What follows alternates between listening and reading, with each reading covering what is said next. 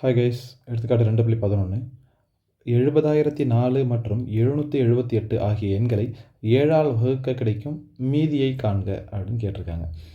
ஒன்றுமே இல்லை, அதாவது நம்ம சிலபஸ் படி 2.11 கணக்கு என்ன மாடல்னால் மட்டு எண்கணித செயல்பாடு மாடுலோ ஆப்ரேஷன்ஸ்னு சொல்லுவாங்க. ஓகேங்களா, மட்டு கண்டுபிடிக்கணும். அதாவது ஈவு தேவையில்லை. இதுக்கு முன்னாடி நம்ம என்ன போட்டோம்னா யூக்ளிட்டின் மெத்தட் போட்டோம். அங்கே என்ன எப்படி வந்ததுன்னா a = bq + r இப்படி வந்துச்சுங்களா. இது வந்து வகுபடும் எண், இது வகுக்கும் எண், இது ஈவு, இது மீதி. கரெக்டுங்களா. இப்போது இந்த மட்டு ஆப்ரேஷனில் எப்படி வரும்னு பார்த்தீங்கன்னா வகுபடும் எண்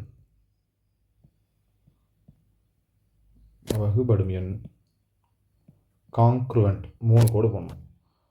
மீதி பிராக்கெட்டுக்குள்ள மட்டு வகுக்கும் எண், அவ்வளோதான். அதாவது இதில் ஈவு தேவைப்படாது. சிம்பிளாக இப்போ பாருங்களேன், இதில் வகுபடும் எண்ணுங்கிறது 70,004 காங்க்ருவெண்ட், மீதி தெரியாது. ஸோ இந்த இடத்துல கேப்பாக விடுறேன். மட்டு என்னென்னா 7ஆல் வகுக்கணும். அதானே கேள்வி கொடுத்துருக்காங்க. இங்கே பாருங்கள், 70,004 7ஆல் வகுக்கும் போது கிடைக்கும் மீதியை காண்க.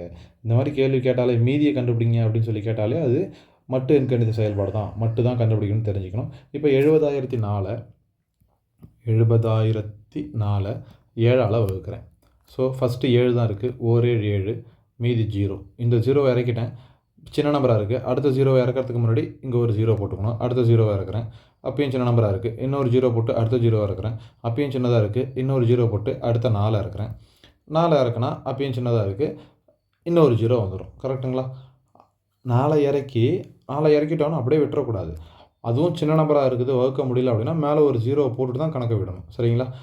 இப்போ மீதி 4 வந்திருக்குது, ஈவு 10,000 வந்திருக்கு. நமக்கு மாடுலோ ஆப்ரேஷன்ஸில் ஈவு தேவையில்லை, அது எவ்வளோ நாளும் வந்து போட்டும் பிரச்சனை இல்லை. மீதி எவ்வளோ வந்திருக்கு? 4. அதுதான் முக்கியம், அதை இந்த இடத்துல எழுதிடணும். ஓகேங்களா, அவ்வளோதான், கணக்கு முடிஞ்சு போச்சு. ஃபஸ்ட்டு கணக்கு. அடுத்தது 778 காங்க்ருவெண்ட் மட்டு 7, அவ்வளோதான். இப்போ இதுக்கும் அதே தான். 778 7ஆல் வகுத்தோம்னா 1 7 7, மீதி 0 7, 1 7 7, மீதி 0 8, 1 7 7, மீதி 1. சரிங்களா. ஸோ இப்போ மீதி எவ்வளோ வந்திருக்குது? 1 வந்திருக்குது. ஸோ இப்போ என்ன பண்ணணும், மீதி அந்த இடத்துல எழுதணும். ஈவு தேவையில்லை, அதை விட்டுடலாம். கணக்கு முடிஞ்சிச்சு. 778 7ஆல் வகுத்தோம்னா மீதி 1 அப்படின்னு தெரியும். ஆனால் இந்த ஈவு முக்கியமானது எப்போன்னா அடுத்தடுத்த ஸ்டெப்பில்.